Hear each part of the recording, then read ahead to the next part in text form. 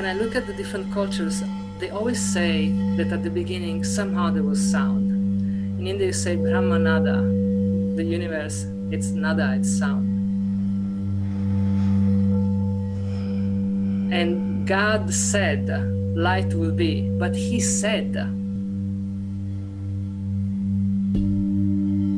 Science talks about the Big Bang. What is the Big Bang? It's a big sound. And that everything vibrates, so somehow everything, it is made out of sound.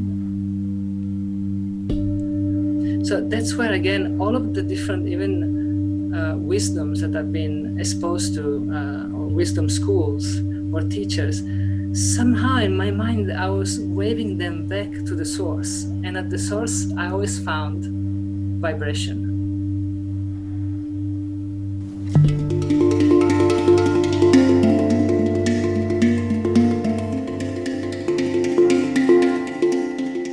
In a world that is constantly seeking something outside of itself, that is actually, we've forgotten how to access our inner resources.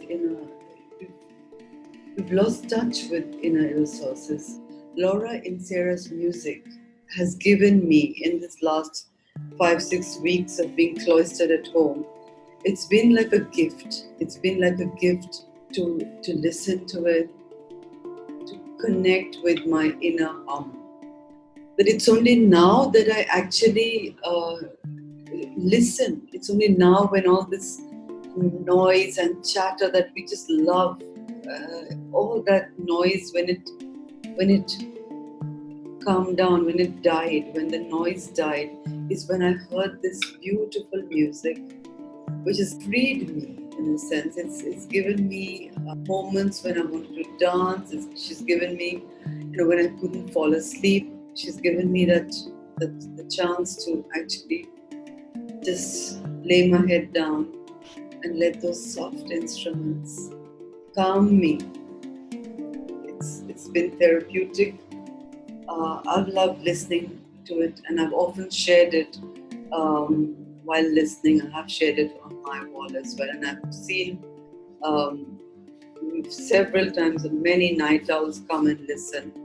And I messaged her and asked her if we could talk, and if she could tell us about her, the sacred instruments that she uses, and tell us a little more about her style.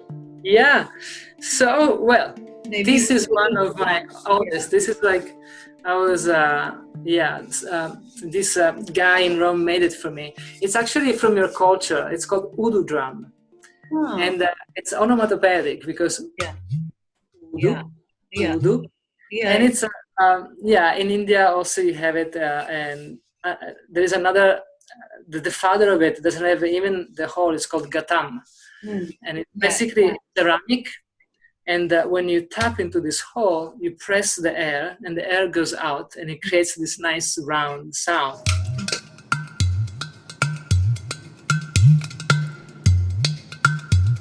And so it's like a percussive instrument that also, when you play, sounds like a tabla. And actually, it is actually the father of the tablas. So this was for.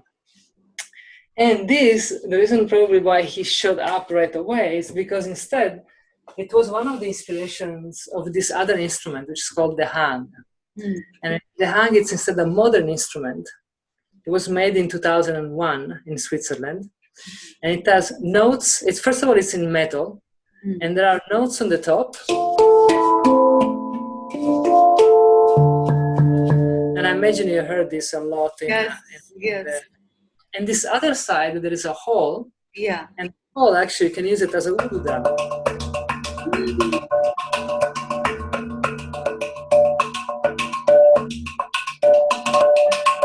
So it's more like a gatam.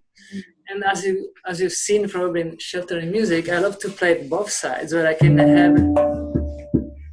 I put my hand inside so I can modulate a little bit the sound. And I have somehow like a bass line, a melodic line, and a percussive line. I do things. It's a complete instrument. Yes.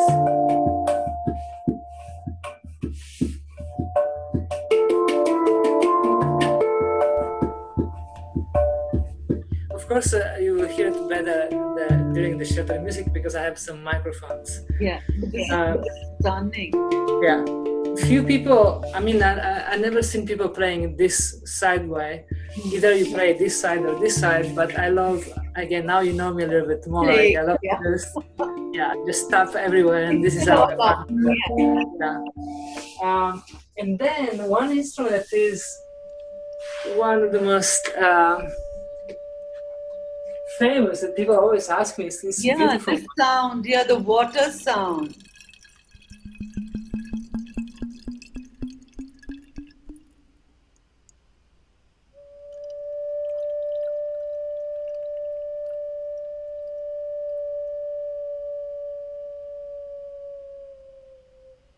So this one, it's actually made by a woman in Peru. It's called cibadora, and it's in ceramic, and there is water inside.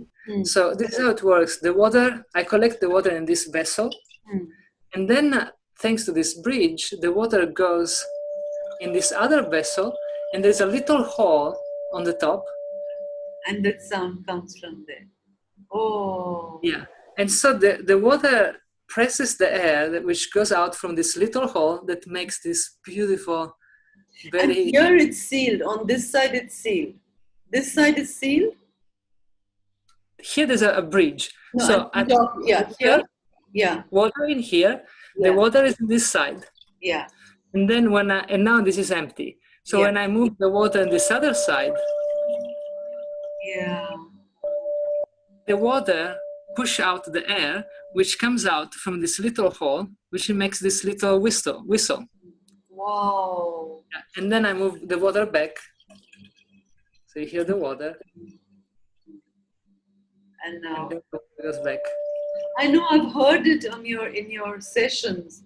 I've heard it, and I used to wonder because it goes, it just immediately takes a kind of a feel the sound like inside a pyramid kind of a thing you feel. Oh, yes.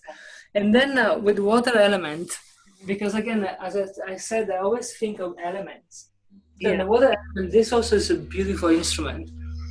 It's called ocean harp, and there is also water inside. Yeah.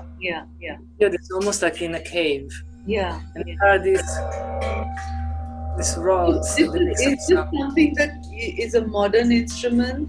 Or is it something? This was made by a gentleman called actually Waters as a last, and he just came out with this idea to put the water inside and the rods, so you can also play with the bow. Soothing. It's very soothing, Yeah.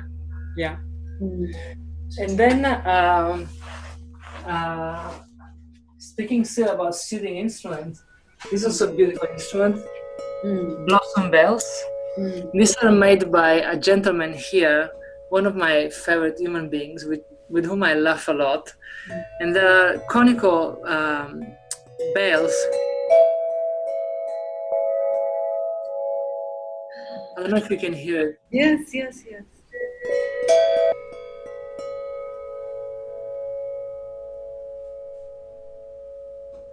And it can change also.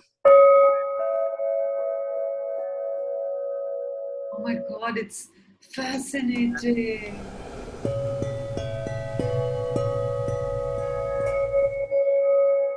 Yeah. Each of them is like they have a spirit, their own personality. So some of them are like soothing and very calm, like this one. What is that bell metal? Is it made of? It's in metal. Metal, Yeah, this is metal. And these also very powerful instruments instead.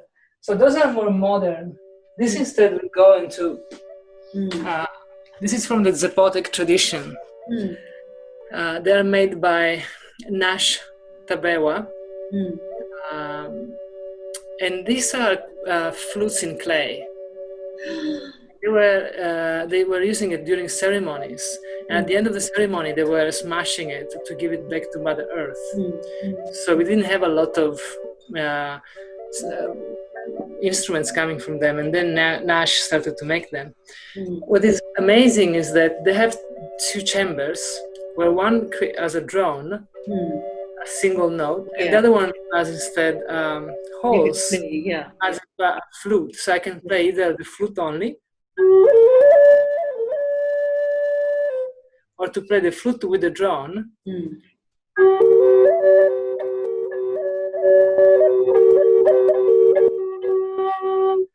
And to play the drone. But then he also made these other examples. They have 4 chambers. So you have 2 drones and 2 flutes. So I almost feel there's the whole tribe in here.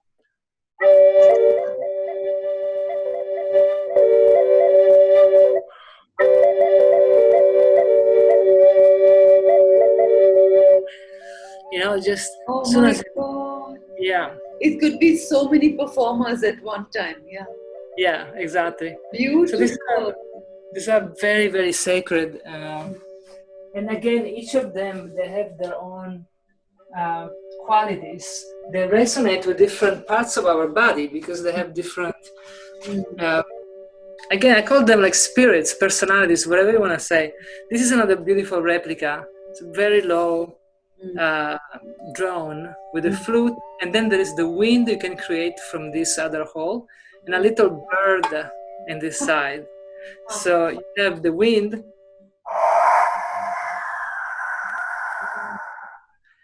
the bird kind of,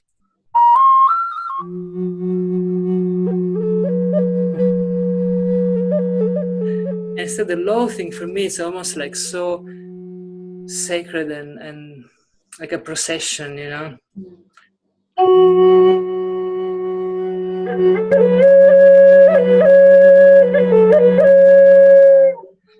And this, at the end, the dissonance again is like and then opens, and then this is when I tell you, even dissonance sometimes it's important in music. It creates even more opening. Well, then we have so many, and then of course I was telling you about the didgeridoo. Yeah, I want to hear you play that. Yeah, this is from Australia, kind of origin, and there are these long tubes with this low frequency. I don't know if you can hear it, but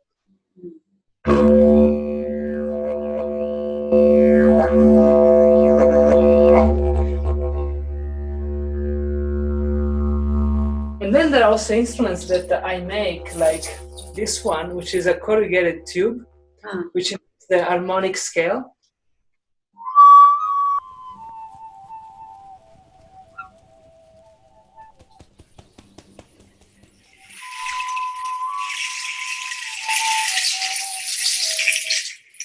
So when you hear this kind of chant, which is the harmonic scale of nature, it's like a mountain.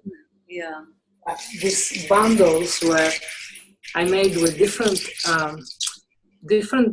frequencies. This is very high. This is kind of middle range, and then these other seeds, they're called juju. They are lower. What do you say? These are these made of wood? So these are seeds. Seeds. These instead are nails from African goats. This is metal. These are actually coming from India, little bells. And then there's another one inside, actually comes from India as well. So when I build a piece like this, all of these different frequencies from the higher to the low, it activates and resonates with different parts of your body. As you said, your brain starts even now, like if you just shake it now, I can feel it. Because I'm very sensitive to it, so I know exactly which is hitting where. Yeah. Exactly. Yeah. And this is when, again, movement happens, and so information flows, and that information, as we know, information carries messages, carries ideas, carries visions, and also carries knowledge and wisdom that we have, that it's out there because we didn't tap on it anymore. We are so busy in going to work, or ancestors' memories, because ourselves, we look like our ancestors. So of course we have their information we can access, their resilience, for example, their strength. We need to tap into that, especially, I truly believe that we need to also connect more to our ancestors. They want our best. And they've gone through very, very hard time, more than this one. So if they made it, we'll make it. Yeah. That's a very positive note. That's a beautiful positive note. Yeah. And then this is also another one. It's like a thumb piano. This is made in Germany. The company is called Hokema. But the piece itself, this piece is called thumb piano. Originally, actually, when I discovered, they're very common in Tanzania, in Africa. So again, like now, all of the different cultures are mixed. But back in the 90s, the first time that I was playing these instruments, they were coming from Tanzania. And then I discovered this, which allows me to have also some wow. I can bend a little bit wow. Because of the skin. And that's another thing in music.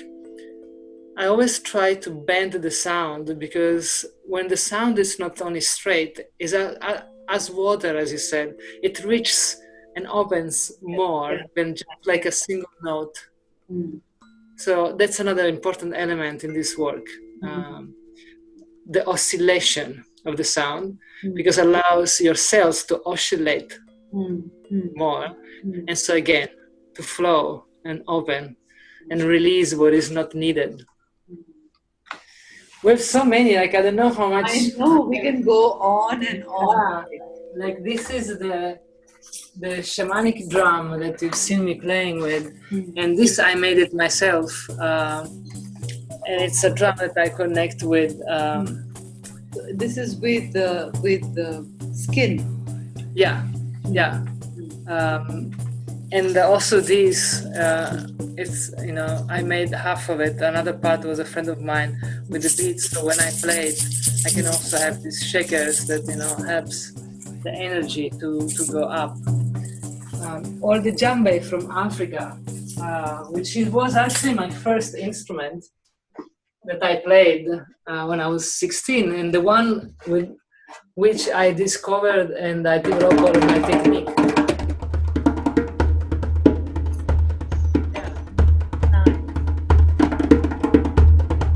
And a lot of people, they think that I've been trained in Indian technique. I haven't. I've sat with Zakir Hussain a couple of times just to see his technique, but never as a student teaching, learning one-on-one. Did he travel to Italy a lot at that time? Zakir Hussain? Yeah. No, I've been in a retreat in New York with him, and I've been in 2 of his classes here at the San Francisco SF Jazz events. So sometimes he does this group kind of sessions. I've been sitting there and playing with his students. And again, my technique is a combination of all of it, for sure. But your technique is unique. It's completely yours. It's a combination of the Sicilian one that we have with the frame drum, the Indian a little bit, and many other more like natural gestures. I love to use gestures, and also when I play drums, I always have the water element. So I'm very happy that you said water connected to the sound, because I'm like you. I feel that sound is like water. We are made of water. And the sound as a vibration, it is very close to the element of water.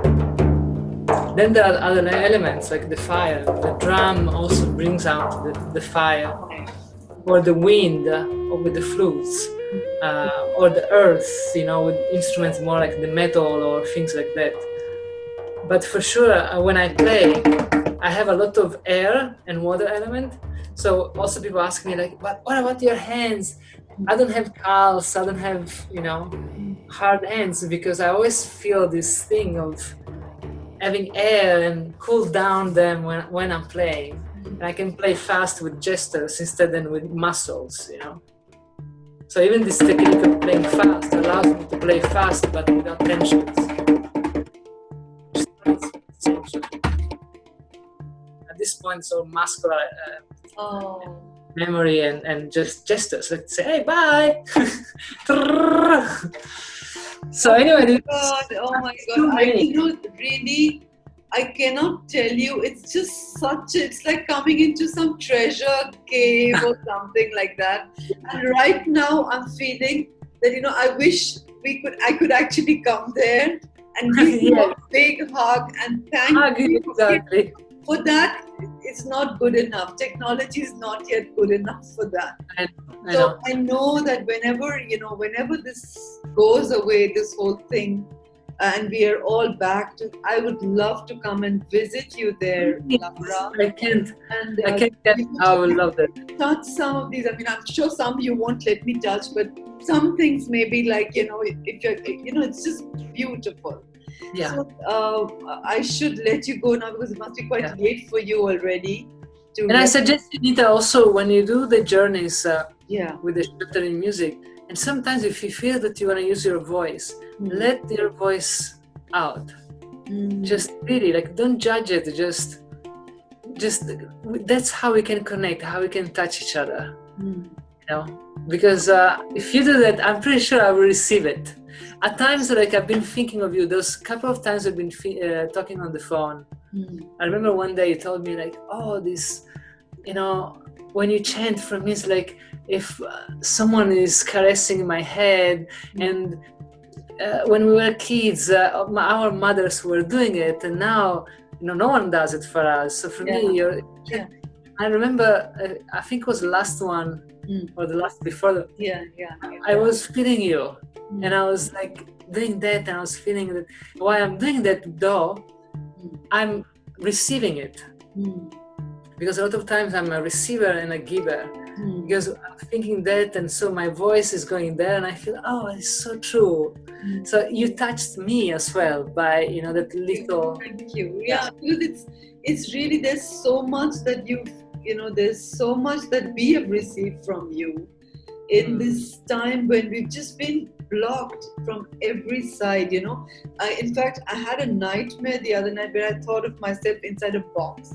And I'm going on calling my daughter. I'm calling, and I feel as if I'm just.